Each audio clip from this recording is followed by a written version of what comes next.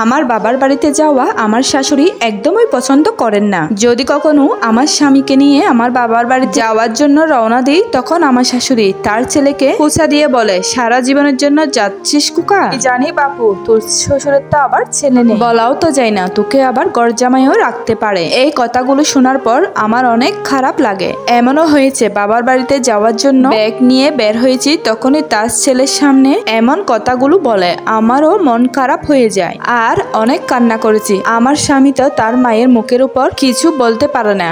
এই তো আমি 6 মাস পর আমার স্বামী মিলে বেড়াতে আসি আমার বাবার বাড়িতে। সেখানে এসেও আমার শাশুড়ি আমাকে 1 ঘন্টাও শান্তি দেয়নি, এমনকি তার ছেলেকেও না। সারাক্ষণ শুধু 1 ঘন্টা পর 1 ঘন্টা কল দিতেই থাকে, কখন বাড়িতে ফিরব এই বলে বলে শুধু কল দেয়। অথচ ঠিক মতো একদিনও হয়নি আমরা এসেছি। আমার শাশুড়ি খুব কান্না করে, ইমোশনাল করেও ব্ল্যাকমেল করে। এই যে যেমন ধরেন, যখনই আমার বাবার বাড়িতে বেড়াতে আসি, 2-1 দিন পার হতে না হতে বলবে আমার প্রেশার লো হয়ে গেছে, আমাকে ডক্টর কাছে যেতে হবে। তোরা কি পারবি আমাকে নিয়ে ডাক্তার কাছে যেতে, নাকি নতুন শ্বশুর শাশুড়ি পেয়ে তোর মাকে ভুলে গিয়েছিস? আমার স্বামী তখন কি করবে নিজেও বুঝতে পারে না। বাবা মার একমাত্র ছেলেকে বিয়ে করেছিলাম, তার ফল এখন আমি হারে হারে পাচ্ছি। এই যে যেমন আমার আর আমার স্বামীর মধ্যে কোনো ব্যাপার বা ঝামেলা নিয়ে ঝগড়া হয়, তখন আমার শাশুড়ি বড় করে বড় গলায় বলে, এমন বউ রাখার আমার দরকার নেই, ওর বাপের বাড়ি দিয়ে আয়, দেখি ওর বাপ মা ওকে কতদিন বসে বসে খাওয়ায়। এই কথাগুলো বিশ্বাস করেন আমি বছরের পর বছর শুনতেছি। যদি কখনো প্রতিবাদ করি তাহলে ঝামেলাটা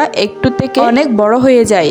এমনই হয়েছে আমার শাশুড়ি জেদ মেটানোর জন্য আমার বাবা মাকে পর্যন্ত খারাপ ভাষায় গালিগালাজ করে। এই কথাগুলো শোনার পর অনেক সময় মনে হয়েছে বাবার বাড়িতে চলে যাওয়ার জন্য। সমস্ত ব্যাগপত্র গুছাই আলহামদুলিল্লাহ। আমার স্বামী তখন সে মাথা ঠান্ডা করে আমাকে বুকে জড়িয়ে অনেক কান্না করে আর বলে, কখনো তোমার সাথে ঝগড়া করব না, এবারের মতো মাফ করে দাও। আবার আমাদের মিল হয়ে যায়। স্বামী যদি ভালো না হতো সংসার কবেই ভেঙে যেত। আমি যখন প্রেগনেন্ট ছিলাম তখন আমি আমার বাবার বাড়িতেই ছিলাম।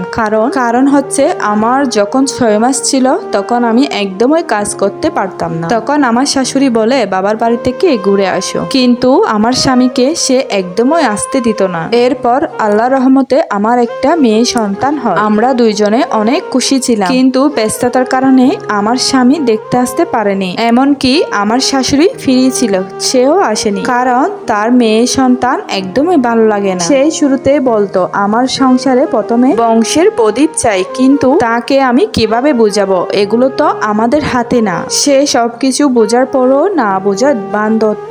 আমার মেয়েটা দুনিয়া আসার পর আমার শাশুড়ির রূপ আরো খারাপ হয়ে যায়, সে আরো অনেক ভয়ানক হয়ে ওঠে।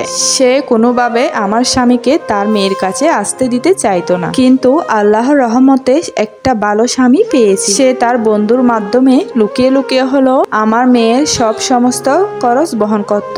যদিও বিষয়টা অনেকের কাছে খারাপ লাগে, বাবা হিসেবে তারও তো আরো দায়িত্ব ছিল। কিন্তু বিশ্বাস করেন আমার স্বামীর প্রতি আমার কোনো অভিযোগ নেই, কারণ সে সারাদিন অফিস করে এসে ঘরে এসে অশান্তি, দ্বিতীয়ত বউ বাচ্চার প্যারা। আমি কখনো চাইনি আমাদের জন্য আমার স্বামী কষ্টে থাকুক। তবে এভাবে আর কতদিন বাবার বাড়িতে পড়ে থাকবো? আশেপাশে মানুষও বলা শুরু করেছে, মেয়ের বাবা কি মেয়েকে দেখতে আসে না? এই কথাগুলো হয়তো বা আমার স্বামীর কানে কোনোভাবে কথাটা গিয়েছে। তার মা রাজি না থাকলেও আমাদের জন্য আলাদা বাসা নিয়েছে, যাতে করে আমাদের সম্পর্কটা ভালো থাকে। কারণ আমার শাশুড়ি আমাকে চাই না, সে সব সময় তার ছেলেকে বলে আমাকে ছেড়ে দিতে। কিন্তু আলহামদুলিল্লাহ এমন একজন স্বামী পেয়েছি, সে মুখ ফুটে বলার আগে আমার সব দুঃখ কষ্ট বুঝতে পারে। এই স্টোরিটা একটা আপুর জীবন থেকে নেওয়া। আমি বুঝি না কিছু কিছু শাশুড়ি এমন কেন? ছেলের বউয়ের সাথে যদি ছেলেকে বাগি করতে না পারে তাহলে বিয়ে করাইছেন কেন?